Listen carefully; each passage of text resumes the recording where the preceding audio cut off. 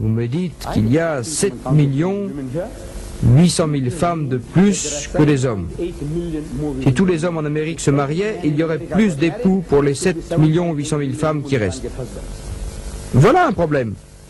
Pourquoi ne vous y intéressez-vous pas? On a faim à New York. Votre voisin de palier, New York, on dit qu'il y a 1 million de femmes de plus que les hommes. Si tous les hommes vivant à New York se mariaient, 1 million de femmes à New York seulement ne pourraient plus trouver un époux. Quelle est la solution? Que vous a-t-il dit le Saint-Esprit? Sublimez vos passions, c'est ce que vous faites. N'avez-vous pas besoin d'une épouse? Une jolie épouse? Écoutez, hier en plaisantant, je lui ai dit que l'islam m'autorise à épouser jusqu'à 4 femmes. J'ai dit jusqu'à 4, donc j'ai une seule femme. Mais l'islam me permet jusqu'à 4. Alors il dit, voyez-vous, le christianisme ne me permet qu'une seule, et vous savez, j'ai choisi la meilleure. Chapeau, vraiment. Félicitations. Avant de venir ici, M. Didat, plaisantant avec moi et ma femme, disait que l'islam permet 4 épouses. Puis, rectifiant, ajouta jusqu'à 4 épouses. Je répondis, bien, M. Didat, le christianisme n'en autorise qu'une, et pour cela, je chasse la meilleure du premier coup.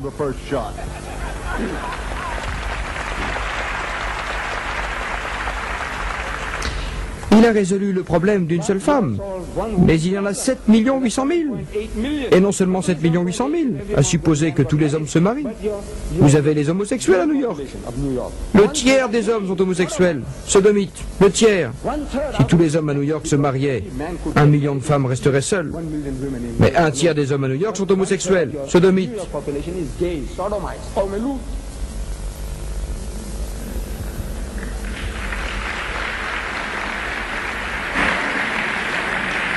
Vous savez, votre culture, votre civilisation a inventé des mots jolis. Prostitution est un joli mot pour désigner des choses sales, immondes. Tous ces pédérastes, homosexuels, sodomites, vous les appelez gays. La première fois que j'ai vu ce mot dans un journal, gay, je ne comprenais pas. C'est quoi ce gay? Parfois, je ne dis pas que j'ai l'esprit vif. Je ne suis pas très cultivé, comme la plupart d'entre vous. Voyez-vous, j'ai dépassé ce stade alimentaire d'éducation.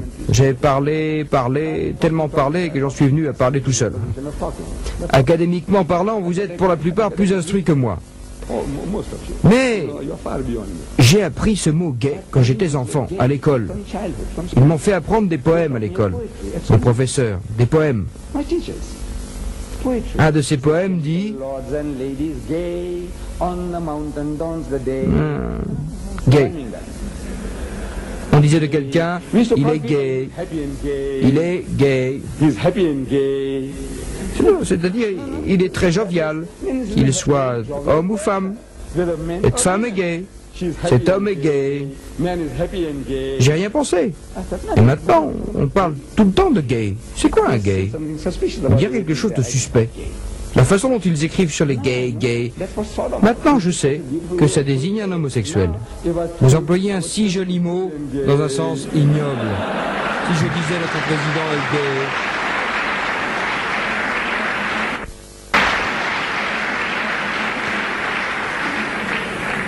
Il pourrait m'envoyer son poing dans la figure.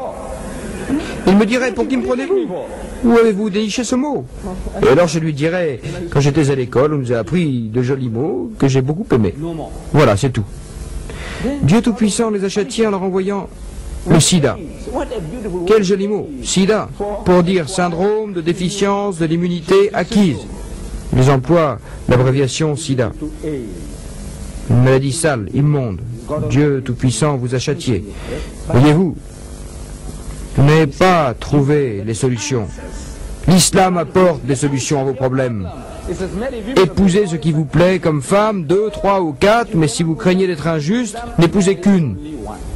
Il y a des hommes qui voudraient bien se charger d'une responsabilité supplémentaire et des femmes qui voudraient bien partager leur époux.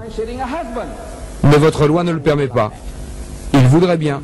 Vous faites une douzaine d'enfants illégitimes chaque année, cela ne vous gêne pas. Vous êtes un étalon. Si vous êtes un étalon, vous serez appelé étalon. Mais si vous aimez, si vous prenez soin de ces femmes et de leurs enfants, je suis disposé à être responsable, alors on vous dit non. on vous mettra en prison. Vous pouvez jeter votre gourme comme ça bon vous semble, mais ne vous mariez pas. L'homosexualité masculine, légalisée. L'homosexualité féminine, légalisée. Mais quand il s'agit de mariage légal, naturel, la polygamie est naturelle, vous dites pas question. Allez en prison. Je dis que ceci est la solution à vos problèmes. Vous ne voulez pas entendre raison. Et vous voilà dans le pétrin. Voyez-vous, juste après la guerre, la Deuxième Guerre mondiale, j'ai lu une information dans un journal local. Elle vient de Londres. Nous avons des relations étroites avec l'Angleterre, car nous sommes un pays anglophone. L'Afrique du Sud était une colonie britannique, alors nous avons des relations étroites. Beaucoup d'informations nous proviennent de là-bas. Des informations d'Allemagne ou ailleurs, mais surtout de Londres. Un petit titre attira mon attention. Un tout petit titre. Il dit « 5000 inadaptés vont être envoyés en Amérique ». Et vous savez, l'esprit humain est très imaginatif. En lisant cela, une image mentale se crée dans ma tête. Et j'ai pensé que ces inadaptés étaient estropiés ou souffraient d'un bec de lièvre ou d'un pied beau. Vous savez, les Anglais, à mon avis, ne sont pas aussi avancés que les Américains en médecine. Alors, je me suis dit, ils les envoient sûrement pour traitement. Vous savez, le bec de lièvre et le pied beau, ils les envoient pour traitement. Voilà ce que j'ai immédiatement pensé de ces 5000 qu'on s'apprêtait à envoyer. Et en lisant les détails, j'apprends que ces 5000 inadaptés étaient les enfants, à cette époque, disait-on, de soldats stationnés en Angleterre pendant la guerre. Ils disaient des soldats nègres. Je ne voudrais pas offenser mes frères afro-américains ni mes frères noirs, mais c'est ce qui était écrit dans le journal. 5000 enfants de soldats nègres stationnés en Angleterre pendant la guerre. Alors je pose la question. C'était sur la côte ouest de l'Angleterre. Combien de soldats noirs se trouvaient là? Sans compter les blancs australiens, les blancs néo-zélandais, les blancs sud-africains, les blancs canadiens, les blancs américains, les blancs de la France libre, les blancs polonais et les soldats anglais. À part tout cela, combien de soldats noirs y avait-il là? Insignifiant. Les soldats recevaient une instruction avant leur départ, on leur demandait d'utiliser des préservatifs, vous savez, contrôle des naissances, attention, ne pas attraper des maladies vénériennes, la bienheurée, mais nous savons que certaines flèches ne touchent pas le but et que les vœux ne sont pas tous exaucés. Combien de dégâts l'Angleterre chrétienne a-t-elle dû subir pour produire ces 5000 inadaptés? Combien? Vous imaginez? Ces enfants issus de nos frères noirs, étant trop noirs pour pouvoir s'intégrer dans la société anglaise. Voyez-vous, si votre sœur amène un tel môme à la maison, et le môme garçon ou fille grandit avec des cheveux frisés, un petit nez aplati, et de petites hautes pommettes, tout le monde lui dira, c'est quoi ça? C'est l'enfant de ma sœur Marie. C'est quoi ça? C'est l'enfant de ma sœur Marie. Qu'en pensez-vous? L'enfant de votre sœur Marie. Comment ça se fait-il? Vous savez, nous sommes blancs, caucasiens. Votre mère est blanche, votre père est blanc, tout le monde est blanc. D'où vient celui-là? Vous dites, oh, un ami noir, ma sœur a dû sortir avec lui, vous savez, et ils ont fait ça. Oh, c'est un fait. Et ils se sont dit, écoutez, on va les envoyer en Amérique, où ils pourront s'intégrer dans la société noire. Alors, ils les envoyèrent en Amérique. Je n'ai pas noté les noms, vous savez. Un de ces 5000 pourrait être à l'heure actuelle un dirigeant américain. On ne sait jamais. En Angleterre, il y a 4 millions de femmes de plus que les hommes. 4 millions de plus que les hommes. Rien que sur la côte est, il y a 1 600 000 femmes de plus que les hommes. Sur la côte est de l'Angleterre. Que feriez-vous d'elles? Vous les laissez mariner? Vous les envoyez au Tibet? Ils n'ont pas assez d'hommes? Vous les envoyez là-bas? Dites-moi. Je dis non. Il y a un certain type d'homme qui voudrait bien se charger d'une responsabilité supplémentaire. J'ai vu cela à votre télévision ici. J'étais au Canada et de l'autre côté de la frontière, de Buffalo ou ailleurs, il y avait un programme qu'on diffusait un peu partout, y compris au Canada. À l'hôtel, j'ai allumé la télé et j'ai vu une émission sur la polygamie. Il y avait là un homme, il disait j'ai eu 8 femmes. C'était un ex-mormon. Il fut excommunié. Dans le passé, les mormons autorisaient la polygamie. Une polygamie sans limite. Joseph Smith et Brigham Young avaient plusieurs femmes.